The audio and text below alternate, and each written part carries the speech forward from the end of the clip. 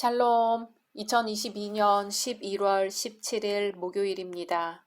기도하겠습니다. 주님, 오늘도 말씀으로 이 하루를 열게 하심을 감사드립니다. 사랑하는 주님, 오늘은 여호수아 특별 새벽기도회 31일 차를 맞습니다. 출애굽하고 광야를 지나 가나안 땅에 들어가기까지 선한 싸움을 다 싸운 여호수아와 갈렙을 기억합니다. 주님, 그들에게 허락하셨던 믿음을 저희에게도 허락하여 주시옵고 늘 청년의 신앙, 새로워진 신앙으로 지금 이 자리, 이 가나안 땅에서 살아가게 하옵소서. 예수님의 이름으로 기도드립니다. 아멘. 오늘의 말씀은 여호수아 23장입니다. 여호와께서 주위의 모든 원수들로부터 이스라엘을 쉬게 하신 지 오랜 후에 여호수아가 나이 많아 늙은지라. 여호수아가 온 이스라엘 곧 그들의 장로들과 수령들과 재판장들과 관리들을 불러다가 그들에게 이르되 나는 나이가 많아 늙었도다. 너희 하나님 여호와께서 너희를 위하여 이 모든 나라에 행하신 일을 너희가 다 보았거니와 너희의 하나님 여호와 그는 너희를 위하여 싸우신 이시니라.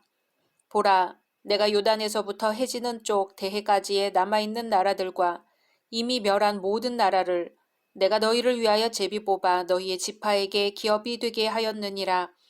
너희 하나님 여호와 그가 너희 앞에서 그들을 쫓아내사 너희 목전에서 그들을 떠나게 하시리니 너희 하나님 여호와께서 너희에게 말씀하신 대로 너희가 그 땅을 차지할 것이라.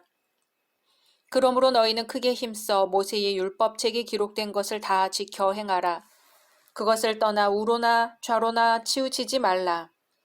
너희 중에 남아있는 이 민족들 중에 들어가지 말라.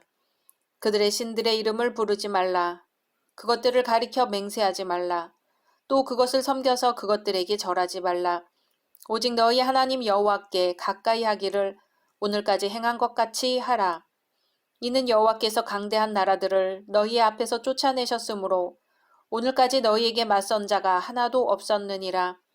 너희 중 한 사람이 1000명을 쫓으리니 이는 너희 하나님 여호와 그가 너희에게 말씀하신 것 같이 너희를 위하여 싸우심이라.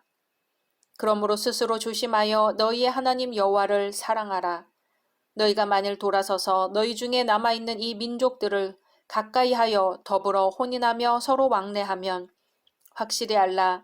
너희 하나님 여호와께서 이 민족들을 너희 목전에서 다시는 쫓아내지 아니하시리니 그들이 너희에게 올무가 되며 덫이 되며 너희의 옆구리에 채찍이 되며 너희의 눈에 가시가 되어서 너희가 마침내 너희 하나님 여호와께서 너희에게 주신 이 아름다운 땅에서 멸하리라.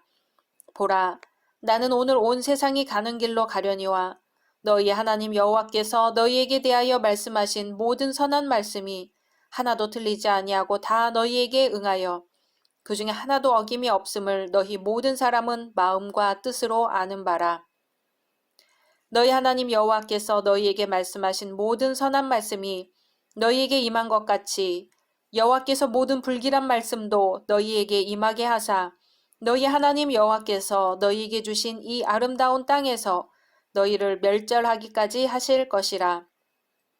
만일 너희가 너희 하나님 여호와께서 너희에게 명령하신 언약을 범하고 가서 다른 신들을 섬겨 그들에게 절하면 여호와의 진노가 너희에게 미치리니 너희에게 주신 아름다운 땅에서 너희가 속히 멸망하리라 하니라.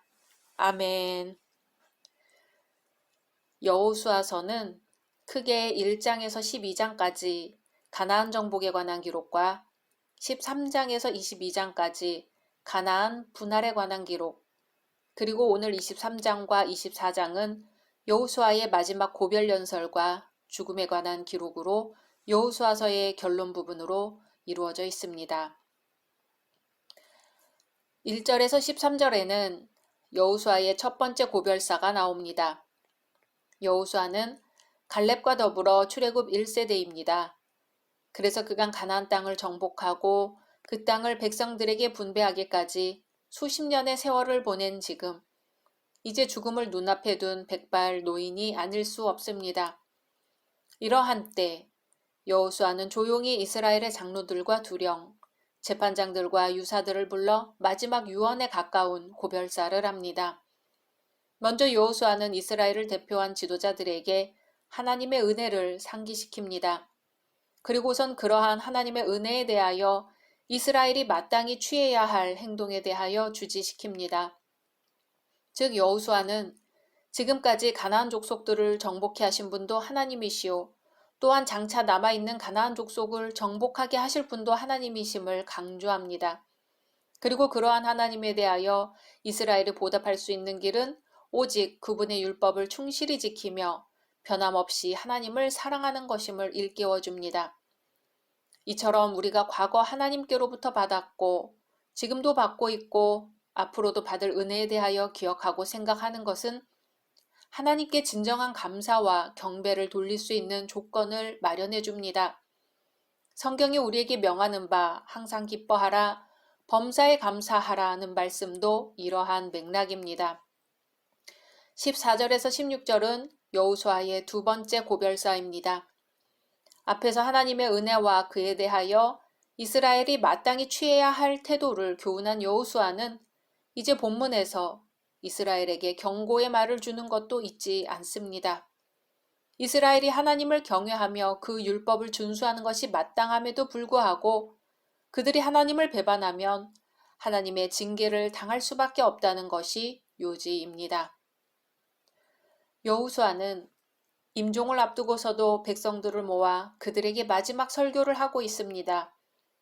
최후의 순간까지도 이스라엘 백성들에 대한 섬김의 자세를 잃지 않고 자신의 모든 시간을 쏟아 하나님께서 이스라엘 백성들에게 베풀어 주신 은혜를 기억하고 하나님만 섬길 것을 가르치는 것이죠. 그토록 험난했던 광야 생활과 가나안 정복 전쟁, 그리고 기업 분배를 마친 지금 혹시나 앞으로 이스라엘 백성들이 이전에 베풀어 주신 하나님의 은혜를 망각하고 하나님을 버리지 않을까 염려하였기에 그는 마지막 힘을 다하여 백성들에게 훈계하였을 것입니다. 여호수아는 죽음과 투쟁하는 연약한 모습으로서가 아니라 오히려 더욱 강한 정신력을 가지고 하나님께만 초점을 맞추고 하나님의 영광과 존귀에만 전념하였습니다. 죽음은 그 사람이 어떤 사람인가를 구별시켜주는 시금석과 같습니다. 사람들은 생애 최후의 순간이 오면 자기가 가장 사랑하던 것에 대해 말하기 마련입니다.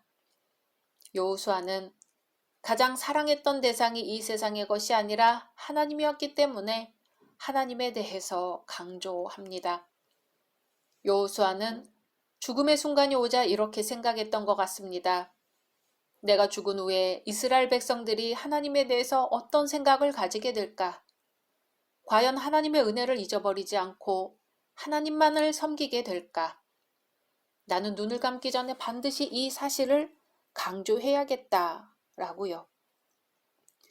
이 세상을 영원히 떠나는 자리에서 여호수아는 하나님께서 어떠한 분이신지를 다시 한번 백성들에게 말합니다. 마찬가지로 성도라면 누구나 다 모름지기 여호수아의 이러한 자세를 배워야 합니다. 그래서 여호수아처럼 젊었을 때나 늙었을 때나 변함없이 하나님을 사랑하고 하나님께 순종하는 사람이 되어야 합니다. 그리고 마지막 죽음의 순간까지도 예수 그리스도를 증거하는 신앙인이 되어야 합니다. 우리 모두는 다 그리스도의 증인으로 부름받은 자들이기 때문입니다. 여호수아가 이스라엘 백성들에게 하나님을 떠나는 배교의 결과가 어떠한 것인가를 알려주면서 하나님을 가까이 하기를 권유하는 것은 그만큼 인간의 나약함을 알았기 때문일 것입니다. 은혜를 충분히 받은 이스라엘 백성이지만 언제 어느 때 하나님을 떠나 다른 신을 섬기게 될지도 모른다고 생각하고 그때 임하게 될 하나님의 진노를 언급한 것이죠. 우리 자신도 지금까지 받은 하나님의 은혜를 버리고 그 말씀에서 떠나 다른 것에서 인생의 즐거움을 찾으려고 하는 은근한 유혹을 느끼지 않았는지 반성해 봐야겠습니다. 혹시 내가 그리스도인이 아니었다면 지금보다 더 나은 생활을 누리고 있을지도 모른다거나 왠지 하나님을 믿는 것이 자신을 왜소하게 하고 손해보고 사는 것이 아닌가 생각한 적은 없었을까요? 그래서 이 세상에 있는 것을 마음대로 누리고 자유롭게 사는 사람들의 인생이 멋지고 훌륭하게 보여 순간적으로 나도 한번 그렇게 살고 싶다는 생각을 해본 적은 없었을까요? 그러나 조금씩 세상의 방식을 좇다 보면 나중에는 하나님과 멀어져 그 말씀에서 영원히 떠나게 될 것입니다. 정신을 차리고 분명히 경계해야 할 것입니다. 여호와를 경외하는 것이 지식의 근본이라고 했습니다. 돈이 많다고 삶이 행복해지는 것이 아니고 지식을 많이 쌓았다고 해서 인생에 문제가 없는 것도 아닙니다. 오직 하나님과의 바른 관계 속에서 삶의 의미를 깨달을 때에야 비로소 인생을 어떻게 살아야 할지 가늠할 수 있습니다. 자녀들에게 하나님을 알도록 해야겠습니다. 어떻게 하나님과 관계를 맺어야 하는지, 하나님과 함께하는 삶이 얼마나 행복하고 가치 있는 것인지 가르쳐 줘야겠습니다. 그것이 우리가 후손에게 줄 수 있는 가장 귀하고 중요한 유산이 될 것입니다. 각자 말씀 묵상하신 후 주기도문으로 마치겠습니다.